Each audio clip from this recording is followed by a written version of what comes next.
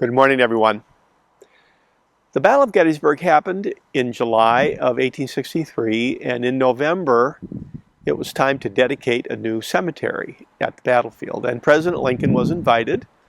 He was not the main speaker. He was there as a courtesy.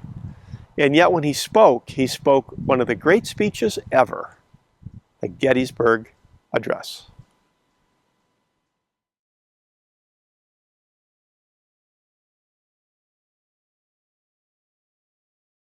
Founding of our country, we were inspired by the Greeks, not only their idea of democracy, but we loved their architecture. And here's the Virginia state capitol designed by Thomas Jefferson.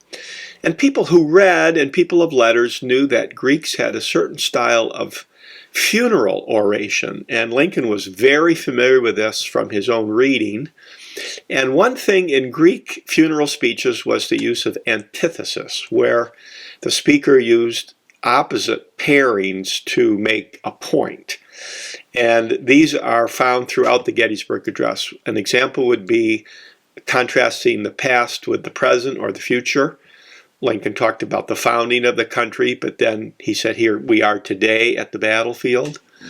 Another theme, the biggest theme in the Gettysburg Address, is that of birth, death, and rebirth.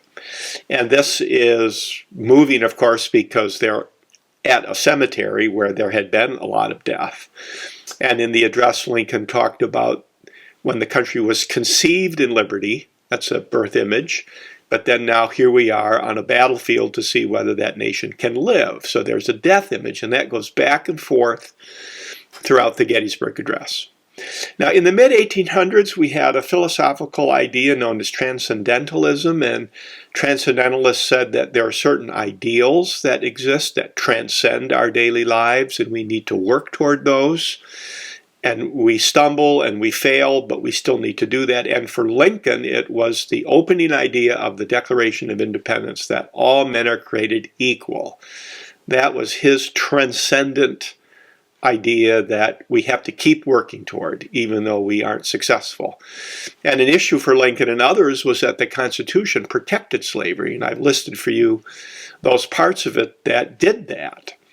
So how do you navigate all men are created equal with a document that protects slavery? You might recall that in 1820, in the Missouri Compromise, Missouri was allowed to enter the Union as a slave state, but then slavery was banned north of that line of latitude. You see there the 3630 line. But in 1854, Congress passed the Kansas-Nebraska Act that repealed the Missouri Compromise line and left open that new lands might have slaves in them. And for Lincoln, this was outrageous, and this is why he entered politics. And at the Gettysburg Address, he tried to reinterpret the Constitution, saying, look, we're all about equality. Let's have a new birth of freedom, a new look at the Constitution. And this really made some people angry. The Copperheads, who were Northern Democrats and very sympathetic to the South, said, hey, you can't do that. The Constitution protects slavery. Why is Lincoln saying that equality is more important? But why did the North fight in the Civil War? Initially was to preserve the Union. And why was that such a big deal? Well, for Lincoln, it was not only an emotional attachment to the past, but it was good constitutional theory. For instance, the Articles of Confederation had talked about a perpetual union. Nothing in the Articles hinted at a state having the right to leave. And then in the new Constitution, we the people of the United States, it's not we the states. And in order to form a more perfect union, better union than we had under the Articles. But underlying all of this was the knowledge people had going back to the ancient Greeks that dictatorships tended to come out of democracies. Democracies had not had a good track record.